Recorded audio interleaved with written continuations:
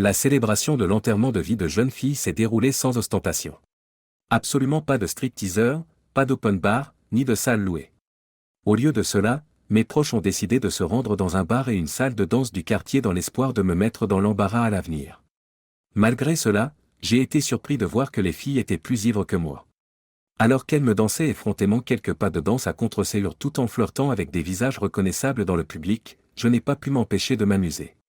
C'était comme si leur slogan, c'est peut-être votre dernière chance de vous éloigner de Tom et de sentir l'étreinte de quelqu'un d'autre, allait me convaincre de changer d'avis. Je n'allais pas mettre en péril les 12 mois qui s'étaient écoulés avant que mon petit ami ne me demande en mariage parce que je l'avais lui. C'était mon raisonnement, en tout cas. Sur la piste de danse, j'ai rencontré un homme plutôt séduisant qui essayait de nous rapprocher. Heureusement, j'ai gardé mon sang-froid et je suis resté sobre, comme un python dans un combat de catch. Lorsqu'il a cessé d'essayer de m'approcher, j'ai levé les yeux et je l'ai vu, et lui, l'homme parfait d'un article de GQ. Grand, au teint clair, impeccablement habillé et capable d'illuminer n'importe quelle pièce d'un simple sourire. J'ai cru que mon cœur allait s'emballer à la simple vue de son sourire. Je sentais mon subconscient me dire, bête, il est bien au-dessus de ton niveau. De plus, vous êtes fiancés. Ces histoires de désirs immoraux dans certains endroits et presque criminels dans d'autres avaient également attiré l'attention de mes petites amies. La façon d'attirer son attention était un sujet très controversé. Soudain, l'une d'entre elles s'est dit, on s'en fout, j'y vais. Avec courage, elle s'est approchée de lui et l'a invité à danser. Étonnamment, il acquiesce et accepte. En l'espace de quelques secondes, elle a dansé si passionnément avec lui qu'ils étaient probablement en train de dessiner un arbre généalogique. Quelle que soit la durée de la musique, Rondin n'a jamais ralenti.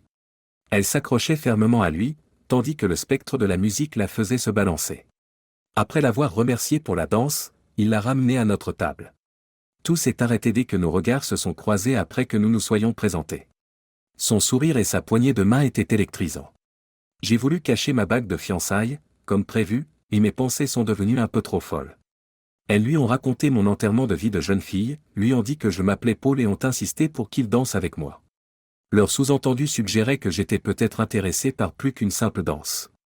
Rougissant de rage, je leur ai lancé un regard meurtrier sans crier gare. Ma réticence à me lever de mon siège a été provoquée par sa main tendue. Les filles, dans leur naïveté, ont assuré à mon fiancé qu'elles garderaient le silence sur ce qui s'était passé. Dans le vain espoir qu'elle honore leur promesse, j'ai froncé les sourcils. Alors que nous nous déplacions sur la piste de danse, son parfum particulier et séduisant m'enveloppait. Sans jamais exercer de pression ni me serrer de trop près, il me tenait serré avec respect. Il m'a dit que je dansais très bien et que j'étais très belle. En cours de route, il a lâché une bombe, je suis vraiment déçu. Sous le choc, je l'ai regardé fixement. Qu'est-ce qui ne va pas, Paul? Suis-je si peu séduisant ou si mauvais danseur, ou peut-être les deux? Un rire s'échappe de ses lèvres. Un rire s'échappe de ses lèvres. Je suis déçu qu'une autre femme charmante soit bientôt hors du marché. Allons donc. Toutes les filles ici se jettent pratiquement sur toi. Je ne peux pas croire qu'il n'y ait pas eu beaucoup de meilleures options que moi. C'est précisément le problème. Il y a eu beaucoup d'options, mais aucune n'a éveillé mon intérêt. Toi, par contre, tu fais partie des rares personnes que j'aurais aimé rencontrer plus tôt pour mieux les connaître. Je me suis rapproché de lui pendant que nous dansions, car ses paroles semblaient sincères. J'ai senti un objet ferme contre son sternum lorsque j'ai posé ma tête sur son torse. Curieuse, j'ai levé la tête. Qu'est-ce que c'est? Une chaîne en or à laquelle pendait une bague de fiançailles était exposée sous la chemise de Paul, qui soupira. C'est mon souvenir de « Méfiez-vous des femmes ». Attention, c'est une histoire plutôt triste. Si vous préférez ne pas l'entendre, c'est le moment de m'arrêter. J'avais simplement envie de l'écouter. Racontez-moi. Lisa et moi sommes sortis ensemble par intermittence pendant 1 an avant de nous engager. Nous avons vécu ensemble pendant 7 mois avant que je lui offre cette bague. Nous avons fixé une date, j'étais ravi et je pensais qu'elle l'était aussi. Un jour, je suis rentré à la maison et je l'ai trouvée assise, les valises faites. Elle m'a dit, « Paul, je dois retarder nos fiançailles. Je t'aime plus que jamais, mais je me suis convaincu que je devais sortir avec d'autres hommes avant de m'engager avec toi pour la vie. Crois-moi, il n'y a pas d'autre homme que je veuille à la place. J'espère que tu m'aimes assez pour me laisser faire. » J'étais effondré, mais j'ai réussi à dire, « Si c'est ce que tu ressens, je ne t'en empêcherai pas. Mais je veux récupérer la bague de fiançailles. Elle était censée symboliser mon engagement envers toi pour la vie. Je pensais que c'était la même chose pour toi. » Elle dit, « Paul, est-ce vraiment nécessaire? Je reviendrai probablement dans quelques mois pour la réclamer à nouveau. Si vous étiez vraiment sûr, vous ne partiriez pas maintenant. Et je ne suis pas aussi convaincu que toi que je voudrais le rendre. Paul, je t'en prie, ne dis pas ça. Je t'aime. Au revoir, Lisa. Je t'aimais. Tant pis si j'ai essayé d'autres choses avant de me marier. Ce soir-là, j'ai bu pour oublier mon chagrin, en me promettant d'être plus prudent dans mes relations futures et dans ma consommation d'alcool. Le pire, c'est qu'elle a rencontré quelqu'un d'autre 6 semaines plus tard. Elle a rencontré quelqu'un d'autre dans les 6 semaines qui ont suivi, et ils se sont mariés peu de temps après. Ceci conclut mon histoire, Beth, et je suis désolé de vous dire que notre danse touche à sa fin. Votre fiancé et vous êtes dans mes pensées et mes prières. Il a vraiment de la chance. N'oubliez pas de vous souvenir de moi si, pour une raison ou une autre, les choses ne s'arrangent pas. Des retrouvailles seraient merveilleuses. J'ai dû arrêter de comparer Paul à mon fiancé Tom, c'était un homme séduisant en soi, mais Paul était plus beau, plus grand, plus en forme, plus riche, à en juger par ses vêtements, et plus avenant. J'étais dans tous mes états. Je devais prendre une décision. Je me suis appuyé sur Paul pour me réconforter, car j'avais du mal à me convaincre, mais je suis heureuse de ma décision. En levant les yeux pour rencontrer les siens, j'ai dit, Paul, je ne veux pas que notre temps se termine. J'ai eu l'impression que la musique s'était arrêtée une semaine trop tôt. On continue à danser? Ce pourrait être plus tard. Je crains que ce que je vais dire ne nous mette en difficulté. De plus, vos compagnons semblent très enthousiastes à l'idée d'une mise à jour. Son sourire fit battre mon cœur, et j'étais prêt à participer à n'importe quelle fabrication que vous faisiez sur nous pour les ennuyer. Désorienté, je m'affaissais sur ma chaise tandis que les filles m'entouraient comme des abeilles inquiètes protégeant leur reine. Qu'est-ce qu'il a dit? Il semblait se passer quelque chose entre vous deux. Avez-vous déjà décidé où aller? Où sont ses bagages? Est-ce que je peux me joindre à vous et à Paul? Racontez-nous tout. En essayant d'avoir l'air sérieux et distant, j'ai dit, Paul était un interlocuteur intéressant et, aussi brutal que cela puisse paraître, disons qu'il est bien membré. Les filles se sont pâmées à ce moment-là, et je les ai averties de ne pas tomber dans le romantisme à outrance. Paul s'est également déclaré homosexuel. J'ai attendu leur réponse, mais il était suffisamment intrigué par moi pour envisager de reconsidérer mon intérêt. Nous en avons ri tous les deux. J'ai tenté de les rassurer en leur disant que c'était un bon gars et que j'avais beaucoup aimé notre conversation. J'ai réaffirmé mon attachement à Tom, soulignant qu'il était le seul homme pour moi, après qu'ils aient pris un moment pour comprendre mes paroles et leur invraisemblable vérité. Ils m'ont accusé de faire une blague. Bien sûr, mais si tu voulais faire un dernier tour avant de te marier, tu n'opterais pas pour ça, grande louche? S'est exclamé Ruth. Le reste de la soirée a ressemblé à une répétition des événements précédents, 2 de mes amis ont à nouveau dansé avec Paul, et je me suis senti incroyablement envieuse en les regardant s'approcher, surtout lorsque Ruth s'est montrée tactile et a frotté le pantalon de Paul. Alors que nous étions sur le point de partir, Paul s'est approché et a demandé une autre danse. Les filles se sont moquées et ont roucoulé, m'encourageant à profiter de l'occasion. Ne laisse pas passer l'occasion, Beth. Si j'ai l'occasion de regarder, je te laisserai utiliser ma voiture. Je suis retourné sur la piste de danse et j'ai dit, c'est un mélange d'alcool, de leur propre désir et de l'envie de me voir avec quelqu'un d'autre avant que je ne me marie. Je me suis ensuite excusé pour le comportement de mes amis. Beth, est-ce que tu souhaites aussi cela?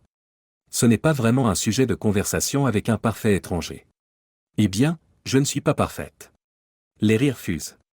Jeff, je suis ici pour une nuit de plus. Les gens disent que je ne suis pas trop mal, dit-il, le ton soudain grave. Depuis que nous avons dansé pour la première fois, je suis devenue folle. Je serais damné si je ne saisissais pas cette opportunité. Dépose tes copains au Hilton, je t'attends dans ma chambre. Nous vous promettons de ne rien faire qui vous mette mal à l'aise. Paul, j'aimerais que ce soit à un autre moment, à un autre endroit. Mon discours était un mélange de sentiments contradictoires. L'envie de le faire persiste, et pourtant. S'il vous plaît, ne refusez pas. J'attendrai patiemment. Si vous partagez mes sentiments, je vous inviterai. Il déposa un baiser sur mes lèvres et je lui rendis l'appareil. Tu le regretteras si tu ne le fais pas, dit-il. Le baiser était court mais puissant, et il a attiré l'attention de tout le monde. J'ai eu peur que les femmes l'aient vu et qu'elles se soient retournées pour les applaudir. Je me suis senti obligé de répondre à leur raillerie, alors je me suis retourné et j'ai demandé, laquelle d'entre vous l'a payé pour qu'il m'embrasse? Sinon, ils ne l'auraient pas fait. Ils ont passé la demi-heure suivante à nier leurs responsabilités et à nier les accusations. Personne n'a admis sa culpabilité, et ils se sont tous soupçonnés les uns les autres pour m'épargner plus d'embarras. Paul était déjà parti pour la chambre 1255 du Hilton, mais je n'avais toujours pas décidé si je devais y aller ou non. J'ai essayé d'ignorer mes pensées en ramenant tout le monde à la maison, j'étais le moins ivre, tandis que la voiture de Ruth restait au club. Toutes les filles faisaient des commentaires désobligeants sur Paul et moi, et je ripostais en menaçant de dire à Tom si quelqu'un parlait mal de moi. Après avoir déposé mon dernier ami, j'étais seul avec mes pensées, et je n'arrêtais pas de penser à la chambre 1255 du Hilton, une décision qui avait joué un rôle crucial dans ma courte vie. J'avais l'impression d'être face à un dilemme classique, risque élevé, récompense élevée. Alors que je réfléchissais au pour et au contre, j'ai presque oublié que j'avais conduit jusqu'ici. Mon cœur battait la chamade. Je me suis approché de la salle 1255, figé sur place, incapable de bouger ou de frapper. Soudain, la porte s'est ouverte et Paul, souriant, se tenait là, en peignoir, avec un seau à glace vide. J'ai franchi le seuil à ce moment précis. Entrez, bête. Installez-vous confortablement. Nous pourrons discuter pendant que je vais chercher de la glace pour les boissons. Discuter ? Je ne suis pas venu ici pour discuter. Pensais-je tandis qu'il s'éloignait. Surprise par mon brusque changement de plan, j'ai hésité à l'intérieur avant de décider d'ouvrir quelques boutons de mon chemisier au lieu de me déshabiller entièrement. Paul est revenu en secouant des cocktails. Je me suis approché de lui et j'ai défait son peignoir, ce qui a confirmé mes pires craintes, il était vraiment très nu en dessous. Il a commencé à parler, mais je l'ai interrompu. Paul, voyons. De toutes les choses de ma vie, c'est la plus importante. Personne d'autre n'est au courant de ce fait unique.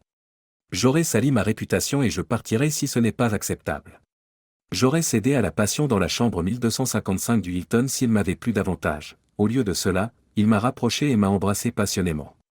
Bon sang, il savait comment embrasser. C'est ainsi que commença notre nuit ensemble, une nuit de passion intense et la plus grande trahison que je n'aurais jamais commise. Tout au long de notre longue aventure, je n'ai jamais ressenti de culpabilité ou de remords, j'ai orienté toutes mes émotions pour lui faire plaisir, et il m'a rendu la pareille à l'appel. Je me suis réveillé avec une vague de culpabilité qui m'empêchait de dormir. Je ne pouvais pas trouver d'excuses, mais je savais que j'avais fait une erreur en cédant à une nuit avec quelqu'un avec qui je n'aurais jamais de chance. J'étais maintenant prête à en assumer les conséquences.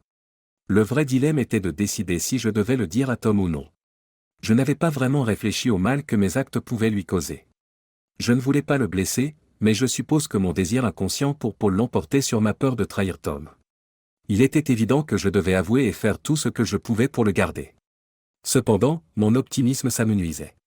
Mon cœur battait la chamade alors que je me rendais à l'appartement que Tom et moi partagions, où j'ai vu sa voiture garée, signe qu'il attendait mon retour. J'ai supplié Paul d'arrêter de parler parce que j'avais besoin qu'il se taise. Je l'ai remercié pour cette nuit extraordinaire et lui ai dit qu'elle resterait un souvenir précieux.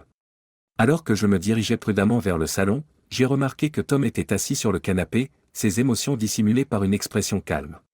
Le fait de voir ma valise signifiait que mon secret était éventé, et je dois admettre que j'ai ressenti un pincement au cœur, j'ai pu éviter de faire le discours que je redoutais. Comment était Paul ? Demanda Tom en premier, allant droit au but. Paul était gentil et c'était un amant passionné, ai-je répondu, sachant que la seule façon d'être honnête était de le dire. Sa compagnie m'a apporté de la joie, même si je doute que nous nous croisions à nouveau. Je veux savoir ce que tu attends de moi, dit Tom, le visage crispé par la colère. Quand tu as rompu notre promesse en étant avec une autre personne, que t'attendais-tu à ce qu'il se passe ? Je m'attendais à des répercussions. J'ai regardé mes sacs et j'ai dit, mais le pardon n'a pas l'air d'être sur la table. J'espérais que votre amour vous donnerait une autre chance et vous permettrait de pardonner. Aucune excuse n'arrangera les choses. Tu as raison, mais je te dois aussi des excuses. Hein ? Demandai-je, surpris par la sonorité des mots. Tu n'as pas besoin d'exprimer des regrets. Je le suis. Je devrais plutôt dire que je suis désolé d'avoir été indigne de confiance. Cependant, vos soupçons à mon égard étaient justifiés. Votre foi en moi a été brisée hier soir. Cela ne se reproduira plus, je le jure. J'ai fait quelque chose qui a montré à quel point je n'étais pas digne de confiance. Cela peut te causer de la peine. J'ai demandé à Paul de t'évaluer pour moi. Quoi ? Toi. L'insécurité s'est installée, et je me suis demandé si j'avais réussi à t'éloigner des autres garçons. Peut-être qu'elle n'a pas rencontré quelqu'un d'assez séduisant, me suis-je dit. J'ai trouvé Paul sur l'internet, j'ai besoin de le savoir avant de nous marier. Il vous a probablement raconté une histoire déchirante à propos de sa fiancée, Lisa. Il en a minimisé les faits. En tant qu'homme qui détestait les femmes pour gagner sa vie, Paul est devenu une tentation pour les employeurs. Pour savoir si elles trahiront leurs hommes, il fait passer des tests aux petites amies, aux fiancées et aux épouses. Pas besoin de se sentir coupable. La plupart du temps, il réussit. En tout cas, il m'a bien eu. Bête, être fiancé à moi signifiait que tu n'aurais pas dû te faire avoir. Je vois que mes bagages sont faits. Oui. Bien sûr, pourquoi ne pas en parler? Non. Aurais-tu pu avouer si je n'avais pas cédé au charme de Paul? Non. Puisque j'ai cédé, vous ne vous sentez pas coupable de vos actes. C'est tout à fait exact. Préparez-vous à partir, bête. On dirait que vous vous donnez beaucoup de mal pour que cette conversation se poursuive, peut-être dans l'espoir que je finisse par céder et que je vous donne une autre chance. Je ne sais pas où aller. Bien qu'il soit tentant de vous diriger, l'endroit où vous allez ne me concerne pas. Il a traîné mes sacs jusqu'à la porte, puis a donné le coup de grâce. Ce qui m'a fait le plus mal, c'est que tu étais prête à avoir des relations intimes avec un parfait inconnu alors qu'il m'a fallu des mois pour y parvenir. Tom, ce n'était pas seulement un inconnu. C'était un individu inconnu. J'ai marché jusqu'à ma voiture, un sourire aux lèvres, et je t'ai remercié pour la nuit la plus inoubliable, même si elle n'a pas été passée avec toi.